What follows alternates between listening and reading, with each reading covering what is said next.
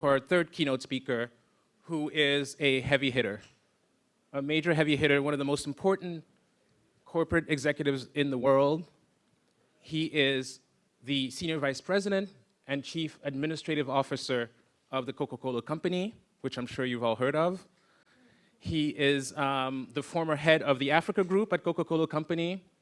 Many, many functions report directly to his office, as in strategic planning, as in people functions, as in research and development. As the former head of the Africa Group, he has been traveling extensively in Africa. He's just told me that he's returned from Nairobi, from Lagos, from a trip to Johannesburg, so he's still very connected to the continent. He was born in Liberia and is our third keynote speaker, Mr. Alex Cummings. Great honor to introduce him.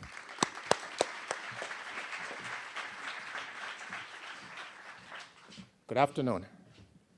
Good afternoon.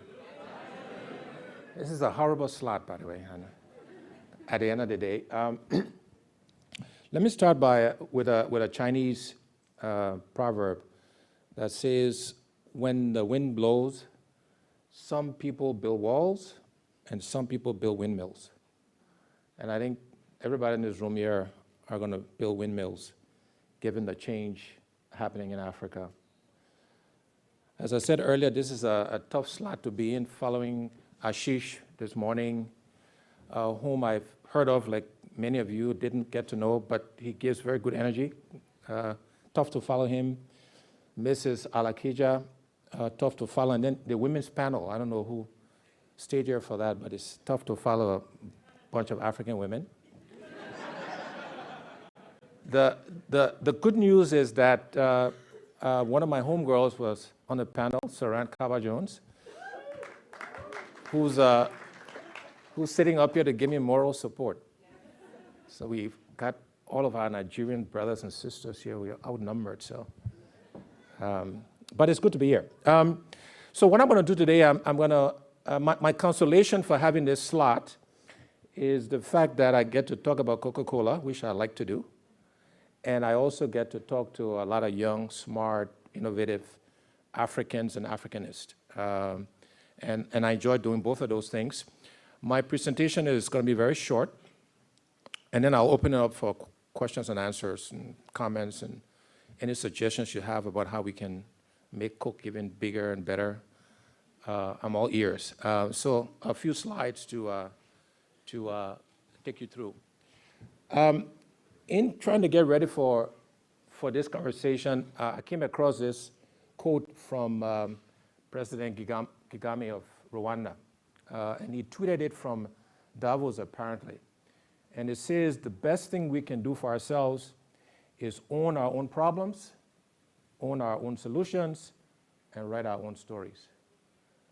What a powerful quote. And I think it speaks to all of us here in this room, I hope, in the sense that the idea of this conference of innovating is to innovate around real problems that are challenging Africa, finding solutions, and writing our own stories. We do not and should not be defined by others.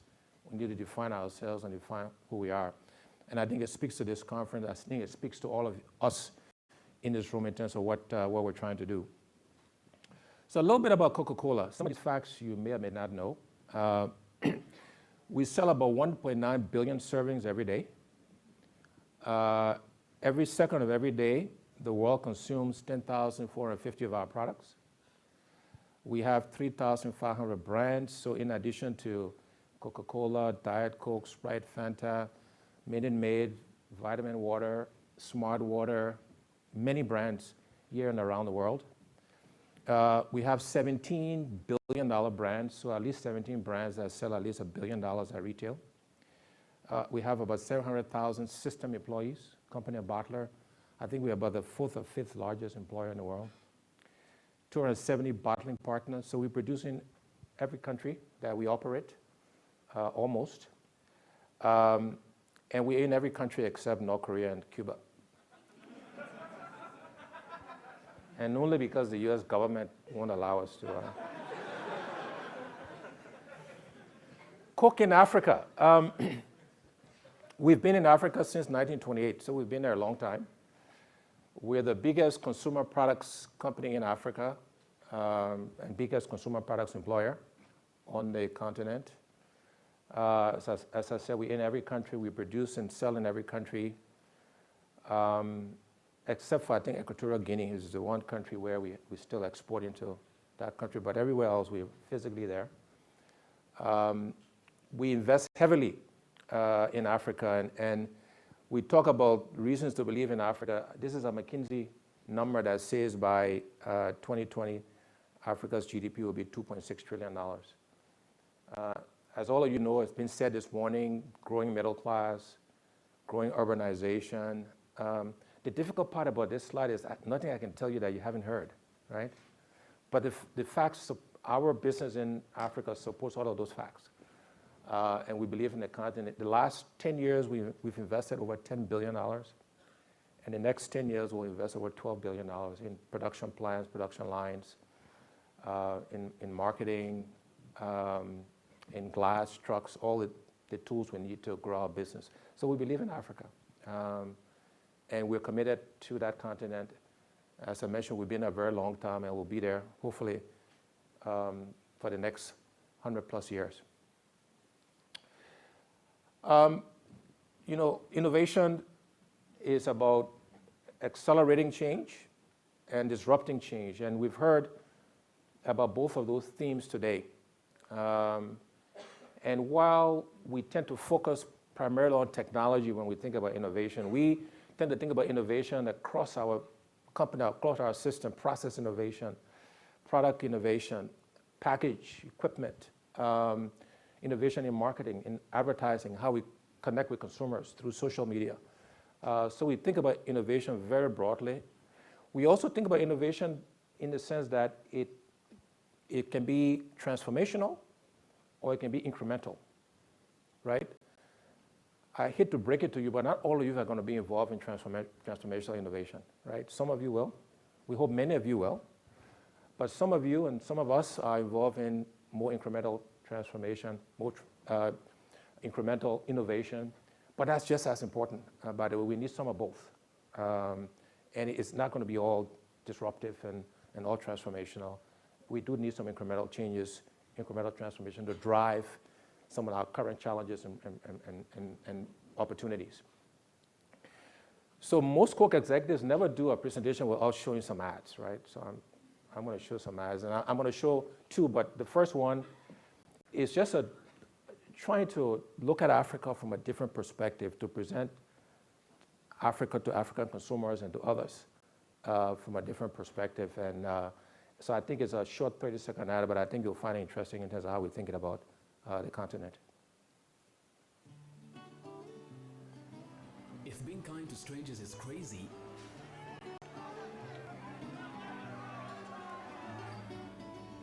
then Africa is the craziest place on earth. With open hearts and minds, we cherish every day. Reaching out to everyone is our way. One world, one love, is it so hard to understand? There are no strangers in this land. If it's crazy, then let's go crazy. Spreading kindness near and far. And if it's crazy, call us crazy. Let's go crazy.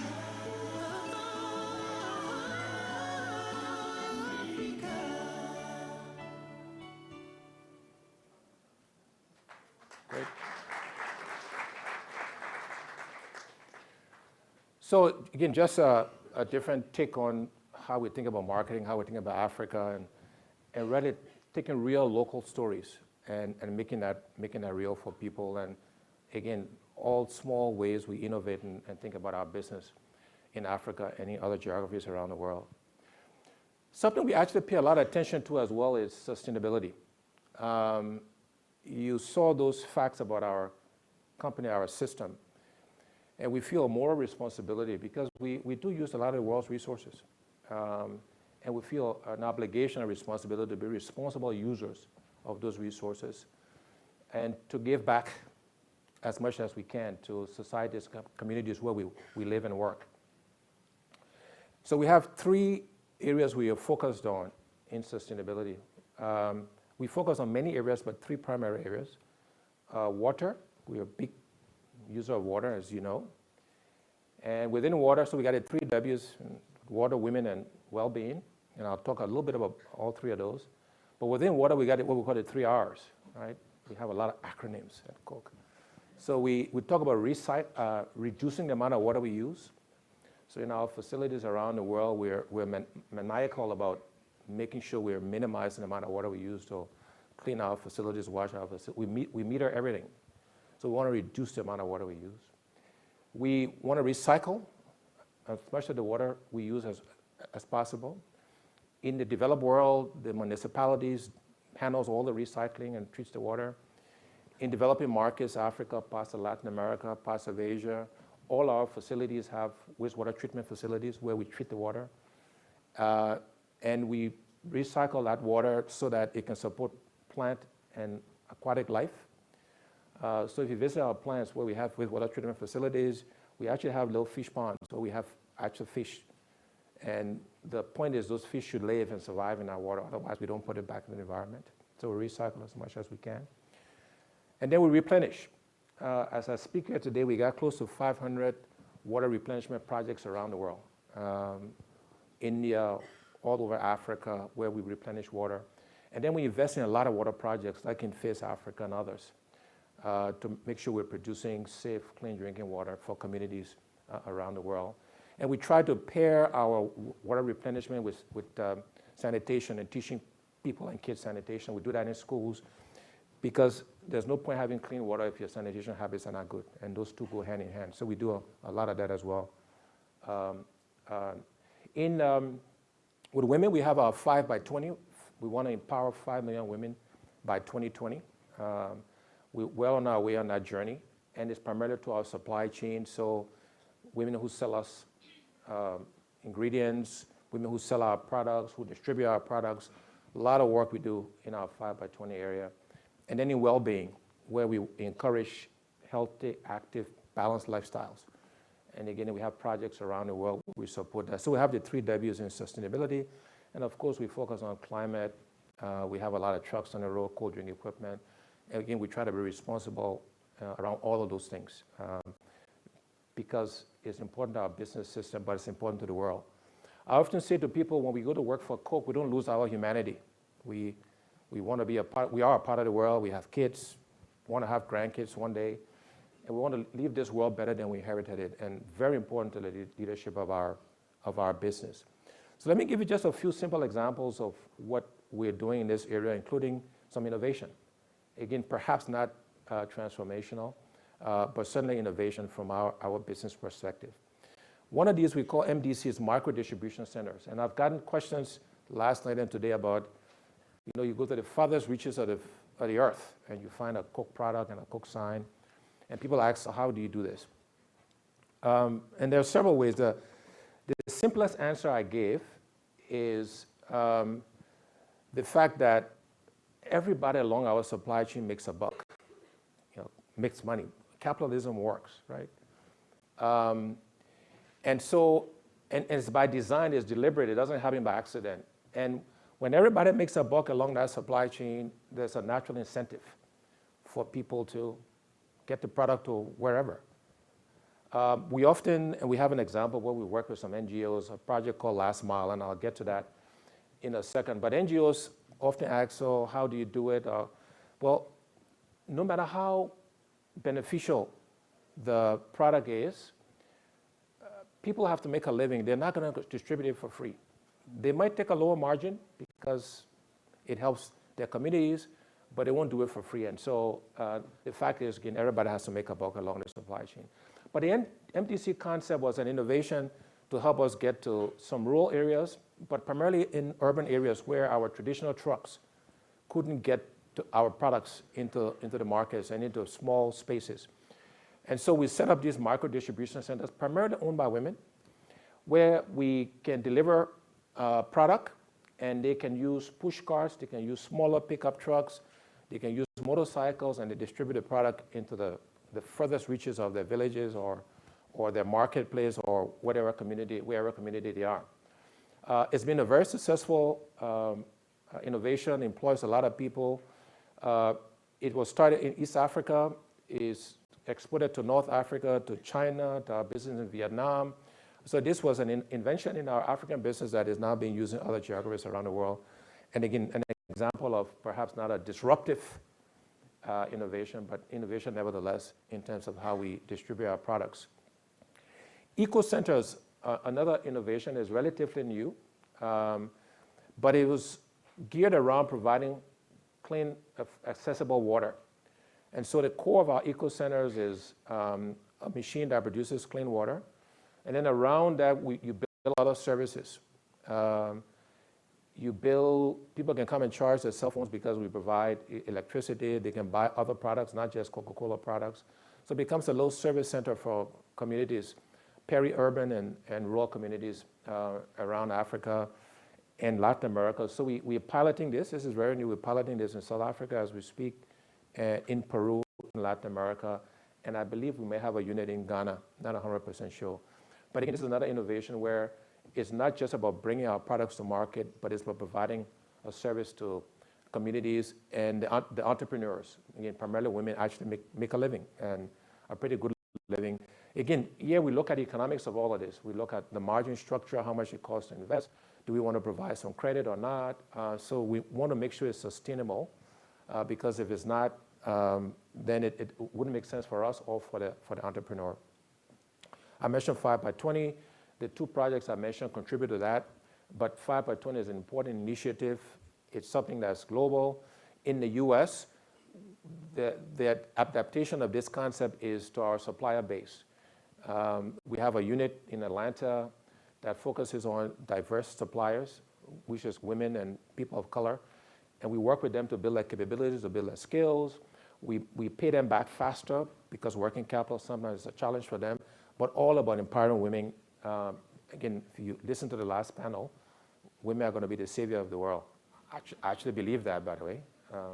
The president of my country is a woman, so the men screwed it up for many years, and so she's gonna help us. And then last mile I mentioned, we have this concept at Coca-Cola where we believe that to solve a lot of the world's problems, you have to work in what we call this golden triangle: governments, civil society, NGOs, and business. And this is an example of that we're doing in Tanzania, and we're going to spread around Africa and other parts of the world where it makes sense. But this particular project, the Tanzania stores that distributes drugs to clinics around Tanzania, to about 5,000 different small locations, 3,300 different drugs, and had a difficult time getting the product to what you call that last mile.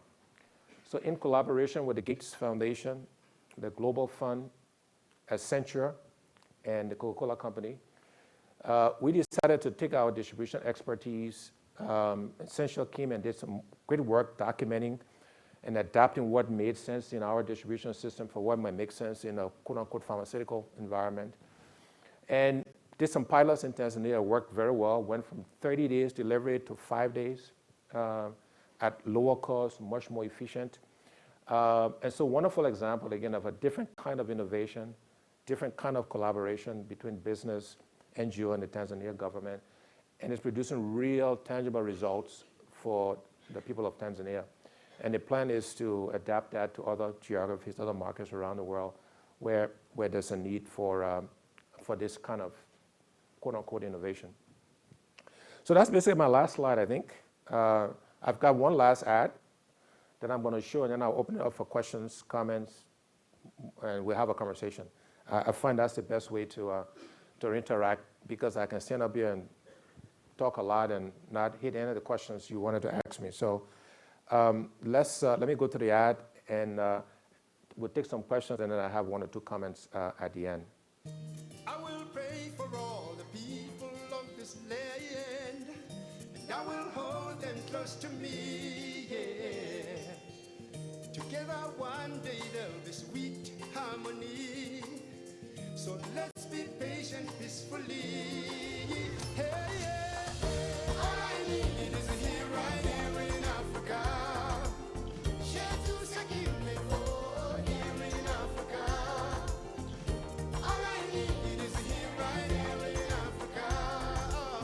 To give my seas, oh, start the Africa. And I love you, Africa. I love you, Africa. I love you, Africa. I love you, yeah. All I need is here, right here in Africa. Share to secure me for here in Africa. All I need is here, right here in Africa. To give my seas, oh, start the Africa. And I love you, Africa. I love you, Africa. I love you, Africa. I love you, yeah. I love you, Africa. I love you, Africa.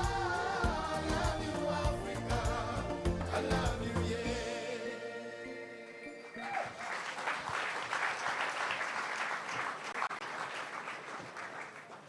You can find that on YouTube if you want to watch it again. So I'll take questions, comments, suggestions for me. Mics are on both ends.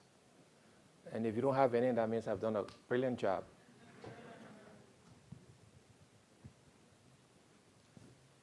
I think it's on. I'm Chibo from University of Nigeria, Nsukka. I'm a fellow in MIT here. My question is really, I'm happy with what you presented, and Coke is doing something, but my question is, how much more can Coke do, particularly for Africa? Because in my own opinion, I do not think Coke is doing as much as they can, considering what they are getting from Africa. That's my own question. So is that a comment or a question? No, the question is, how much more can you do? Look, that question could apply to literally any geography around the world. And we can always do more of everything, including giving back. But we are very comfortable and confident about what we're doing in Africa and what we're giving back. I had the good fortune when I ran Africa, we actually established the Coca-Cola Africa Foundation. And of all the geographies around the world, we do the most in Africa from a philanthropic perspective. We work with multiple other organizations. USAID is one of our biggest partners in water around Africa. I give an example, the Gates Foundation, the One Last Mile project. We work with them on another project in Kenya called, together with TechnoServe and the company, and we work with farmers to help them with their yields and supply chain. And then we guarantee we'll buy the produce, primarily mango farmers to use in our products. So we do a lot in Africa. Could we do more? Perhaps. And we're always looking for ways to do better, to do more. Everybody has a point of view on whether it's enough or not, or which area we should focus on, and we appreciate all the input, and we appreciate the push, right? The push to do more is welcome, and we'll try to do the best we can. But we also make no apologies by the fact that we are a for-profit company. And we do subscribe to the fact that you can do well and do good at the same time, and we want to do both. So fair push, and we'll continue to strive to do more and more and more. Good afternoon, Mr. Cummings. It is a pleasure to be in front of you. I'm Maria Concha. I'm a student in Boston College. I'm from Ecuador, and I wanted to ask you something regarding your impact on social responsibility based on how you do in the business.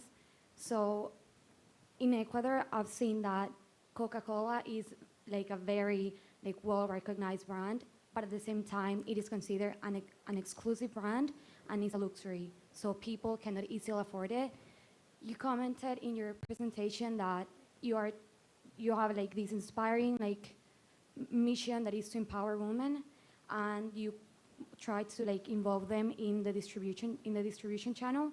So my question is, how do you face the challenge of trying to empower women who are needed, but at the same time, can these women sell to other people if the people they are like close to cannot really afford your product? Thank Okay. you. So we have, again, we have a lot of acronyms, right? I talk about 3 Ws, 3 Rs. We have the 3 As. Affordability is one of the areas we focus on to try to make our products affordable to consumers around the world. So affordability, availability, and acceptability, those are the 3 As. And it's something we work hard at to try to make our products affordable. Now, perhaps we're not as successful as we can or should be in Ecuador, but I assure you it's something we focus on. If you think about the history of this country, automobiles and Ford and the unions, and when they were initially selling cars and the employees couldn't afford to buy it, what you're suggesting is that perhaps the same thing happening in Ecuador, where we have women who are selling our products, but they can't afford, or their families can't afford to buy it. That's an issue. That's a problem we need to address.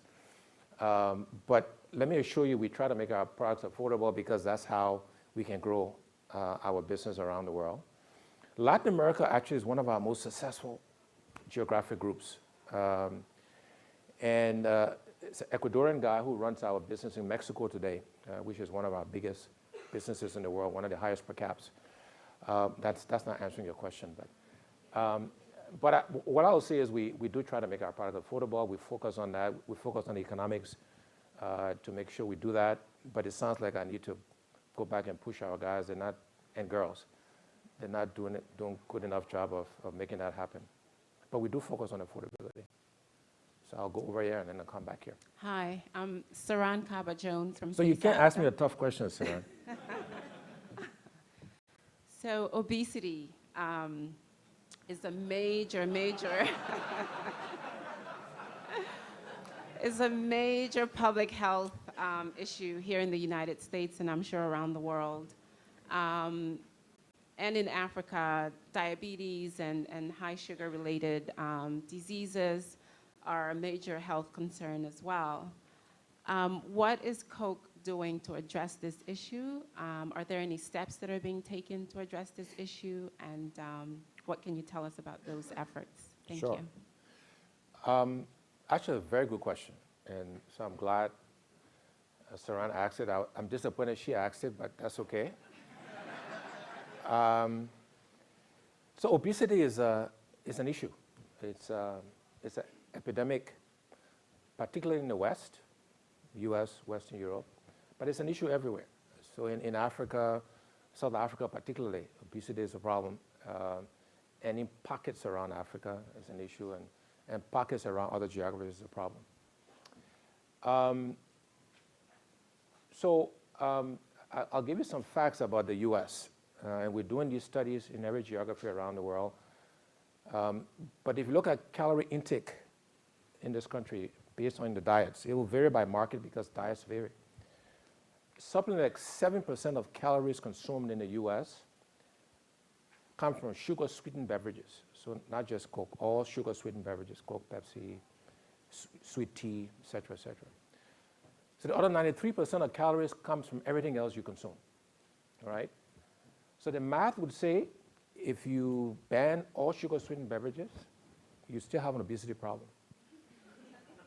Those are facts, right? This is not Coca-Cola's facts. These are just facts. Having said that, though, we do sell sugar-sweetened beverages. We do sell calories. So it's not good enough for us to blame the other 93%. We say, what's the solution? Because it is a problem. And how can we help to solve that issue? And there are several things we're doing to try to address the obesity issue. And by the way, obesity is all about calories in and calories out, right? It's easier to consume calories. It's difficult to expend calories. That's the basic math. So we're doing several things. One is we're saying we want to make sure that people know what's in our product, how many calories and everything else. So if you look at a can of Coke or a PET bottle, we call it front of panel labeling. All the calorie information is on there, so you know what you're consuming, right? because we all have to take responsibility for what we put in our bodies. So we want to be transparent. The second thing we say, we're going to offer low and no calorie options to all of our products in every geography around the world. So you can have regular Coke, right? Or you can have Diet Coke. Or you can have Coke Zero, you can have Sprite Zero, you can have Fanta Zero. So all of our products, we offer low or no calorie options. We also are saying, because the obesity challenge is about calories in and calories out, we want to promote exercise, active, healthy living programs. So we got programs in every country around the world. This is why we sponsor the Olympics. We sponsor football, soccer for Americans. And we have some football leagues all around the world, local, with young people, to encourage active health, so you expend calories and you consume calories. And then we want to be responsible marketers. We don't want to market to children. So in addition to those 4 actions, we're investing heavily in R&D around the whole sweetener space, because the Nirvana is a no-calorie sweetener, 0-calorie sweetener, natural, and tastes like sugar, functions like sugar, right? That would be the silver bullet. It's actually possible. It's 5, 7+ years out, but we can see a line of sight to that ultimate. Other companies are working in that space as well, which is a good thing. So somebody will find it first. Whoever, we hope we find it first, because you'll have an advantage for a while, but you have to make it available to everybody, and because it's not the kind of stuff you keep for yourself. And that's the long-term solution, is to find all natural, 0-calorie, taste and functions like sugar. And we're investing heavily to try to crack that code. And as I say, it's possible. It may not be one single ingredient. It might be a combination of things, but it's very possible. So that's what we're doing to address the issue. It is a problem. We want to be part of the solutions. We get blamed for it, and that's the cost of leadership.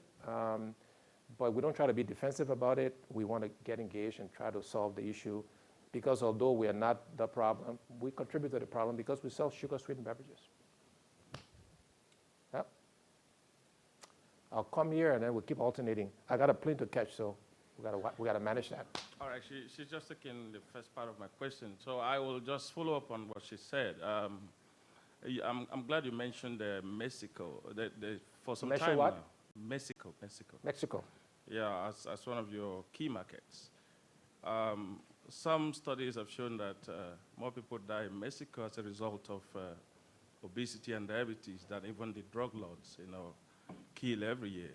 And recently, there's been a debate in their parliament about a law to tax companies like yours extra to take care of the health problems that consuming products like yours create. So I'm just curious to ask, how will you react to attempts by countries like mine, Nigeria, to say Coke should pay some extra to take care of the health burdens that consuming their product creates? Thank you. Yeah, look, the honest answer is we don't like taxes.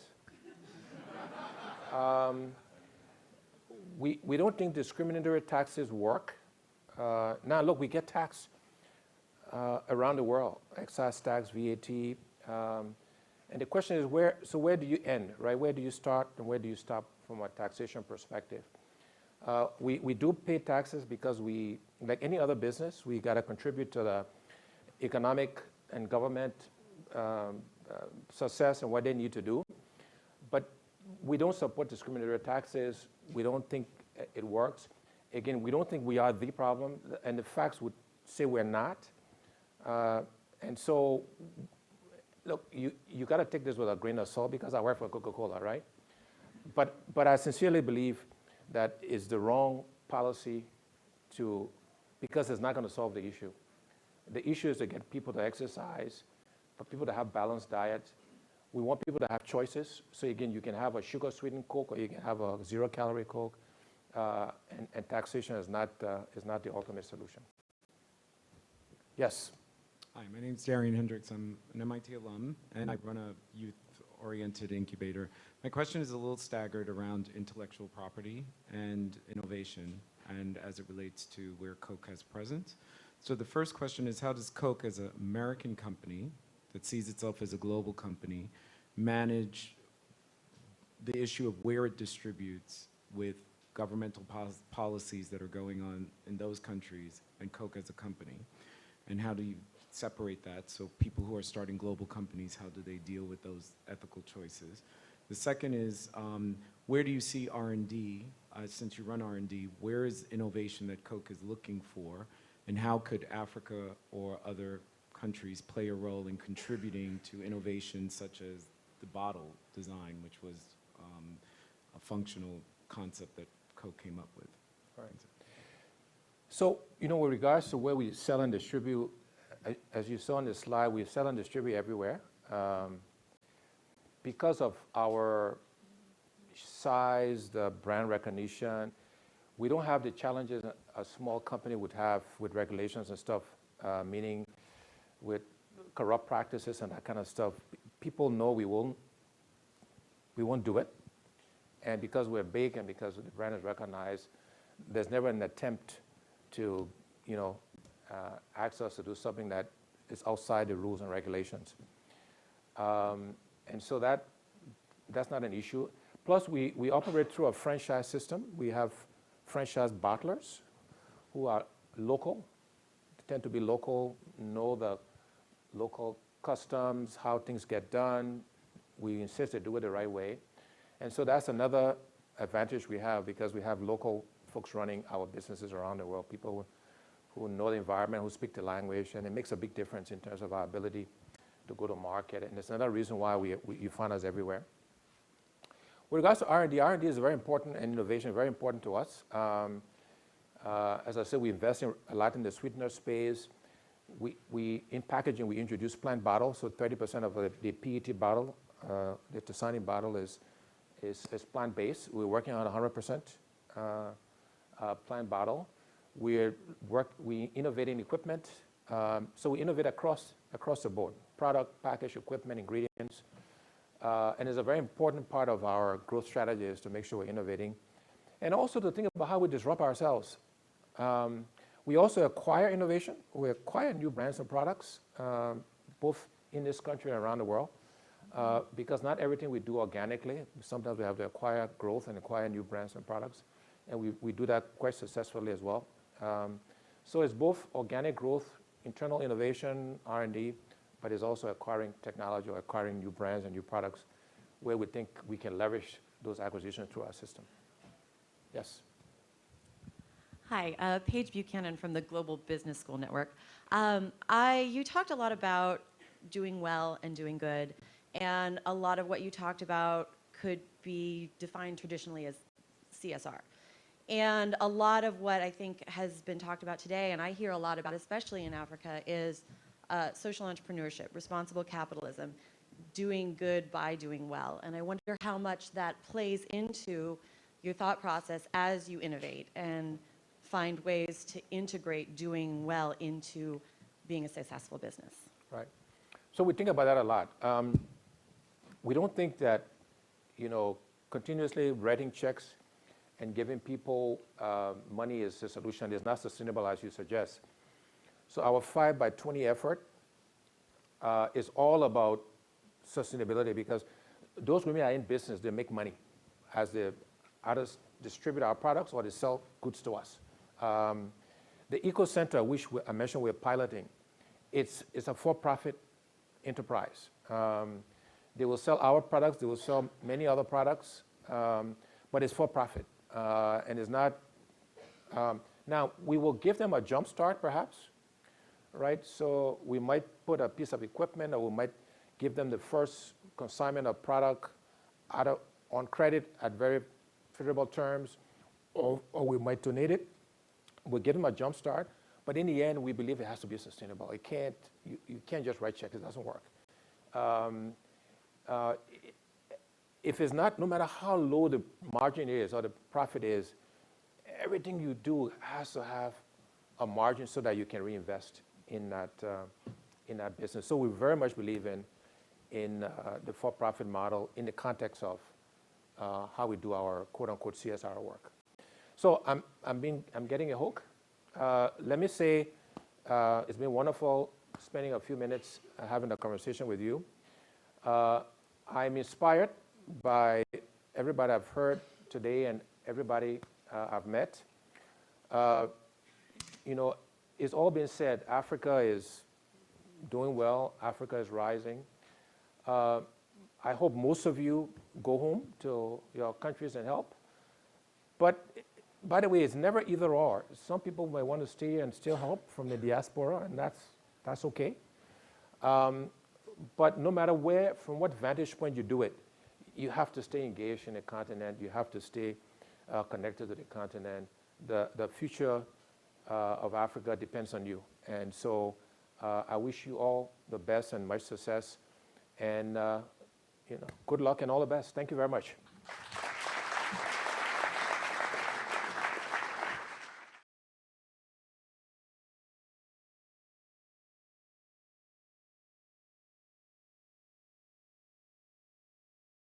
Alex Cummings, thank you very much for being with us today. Great to be here. I'd like to go back a little bit in history. And can you tell us what it was like to grow up in Liberia? What that experience was for you? Yeah, it was actually quite exciting. At the time when I grew up, in relative terms, Liberia was doing well in the context of Africa. And I was fortunate to grow up in a middle-class family, so I had wonderful elementary education, high school education, lots of friends, very large extended family. So it was wonderful. I was blessed and fortunate to have grown up in Liberia when I did. How and when did you decide to leave and do something different? After high school, decided to go to the United States to for college education. At the time, University of Liberia was actually quite a good school, but my parents could afford it and thought the experience and exposure of living and going to school in a different country would be good for me. And so applied and got accepted, and I went to the U.S. to study finance and economics. At that time, did you have a sense or believe that you might return someday and try to do good works in Africa and help the continent? Absolutely. What was your thought behind that? Yeah, the intent was always to go home and work.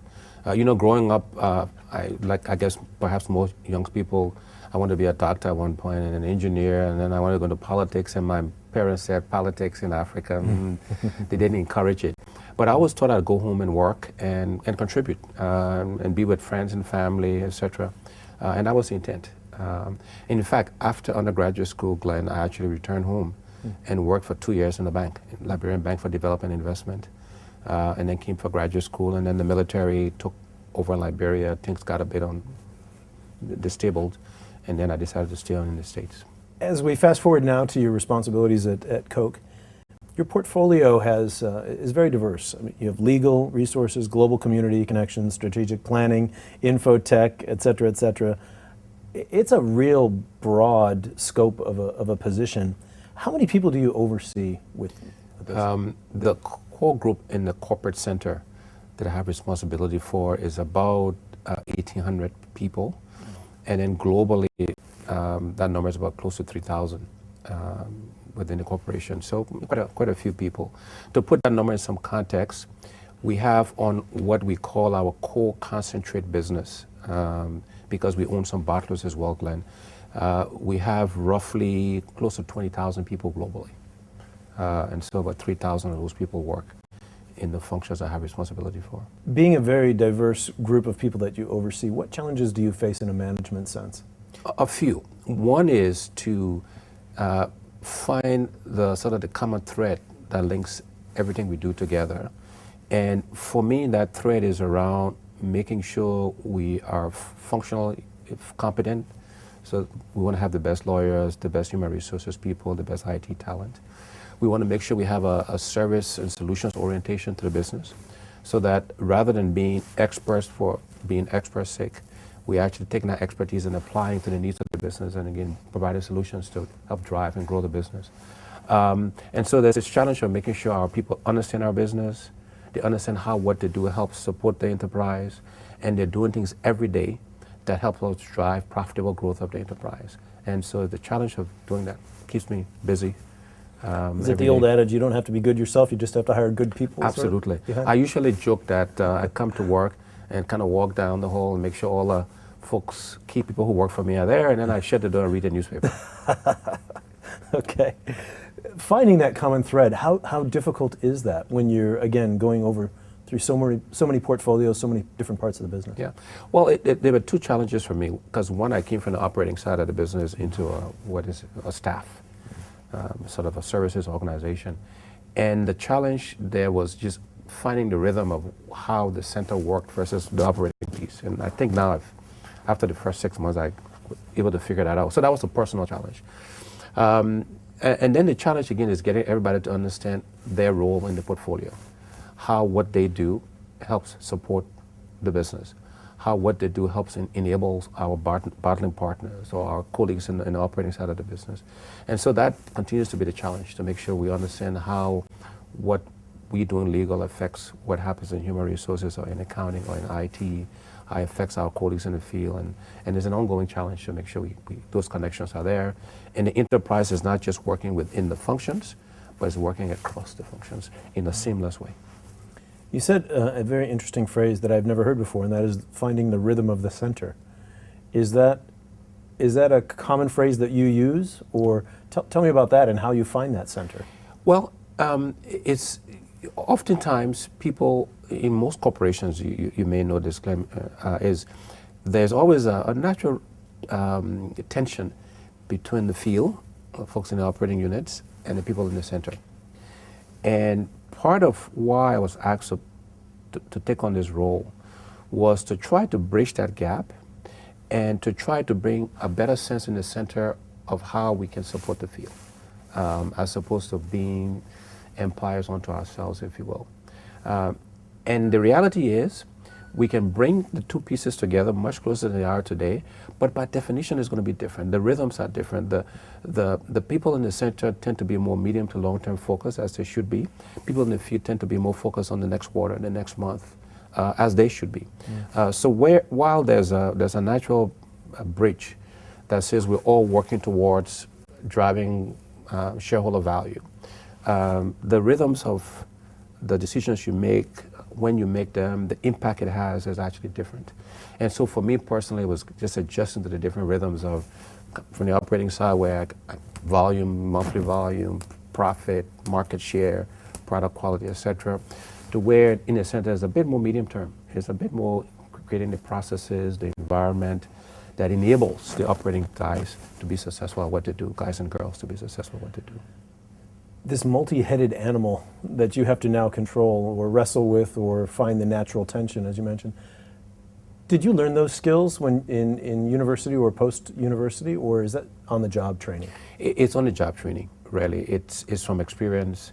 It's from getting your fingers burned. It's about being practical, about learning. And what school does for you, education, is it helps you think. So good education helps you to think, ask questions, to help you create frameworks, help you create processes. But it's all, at the end of the day, is on-the-job training. And so any success I've had so far, and it's only been about 18 months in this role, it's all because of the experience and what you learn on the job and the mistakes you make and the successes you had that enables you to manage this sort of multi-headed monster, if you will. So giving advice to students who, at INSEAD or other graduate programs who may be studying, or even newly promoted workers in a company that might be facing some of the same challenges, how do you suggest they navigate those waters? First of all, I would say early on in your career, it's got to be all about learning. And the more experiences you get early on, the better prepared you'd be to lead an organization. And so oftentimes students focus on new people coming into focus on getting promoted